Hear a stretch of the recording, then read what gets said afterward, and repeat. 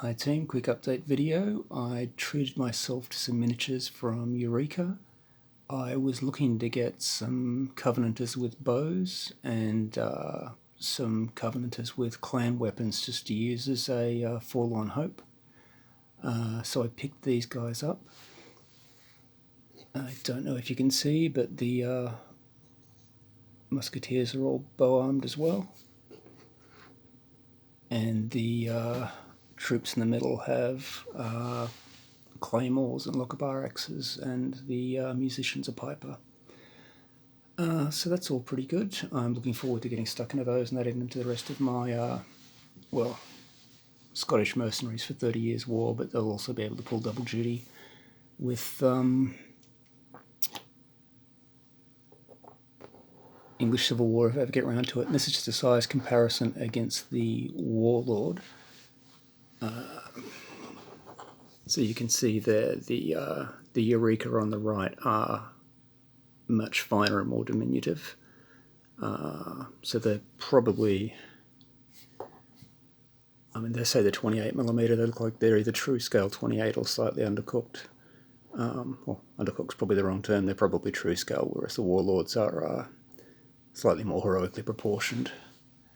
But as there'll be a forlorn hope, I've got absolutely no issues in using them in the army. There'll be a fair bit of distance between them and anything else they're facing, and they're excellent representations of what I'm looking for on the tabletop, so that's good.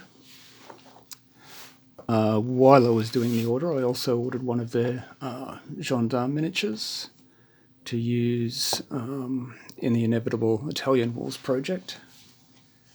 And I just thought I'd do a size comparison as well against one of the plastic Perrys, because I'm guessing this is the usual go-to for anybody looking for cavalry for that period.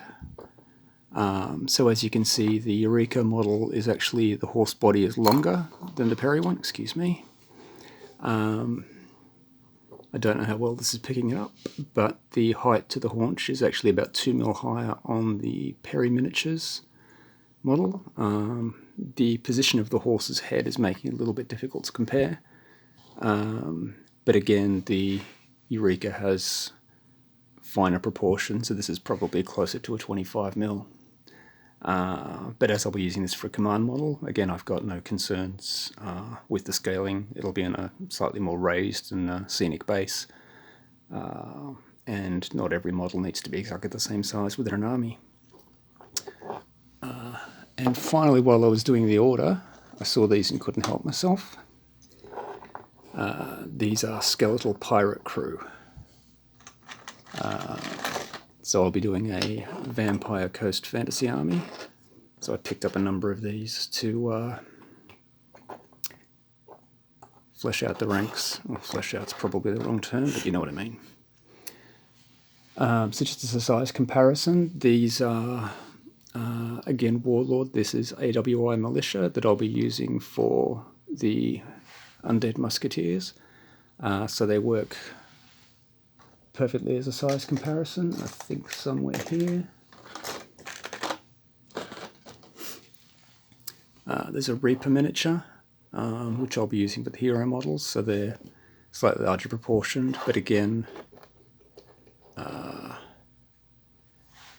as a hero model, the Reaper one, I'm happy for it to be slightly bigger, and they're not that far out of proportion with the Eureka models. So really happy, lots of detail in them, very characterful. I bought 15 and there were 10 10 different sculpts within the 15 that I purchased, so plenty of variety there.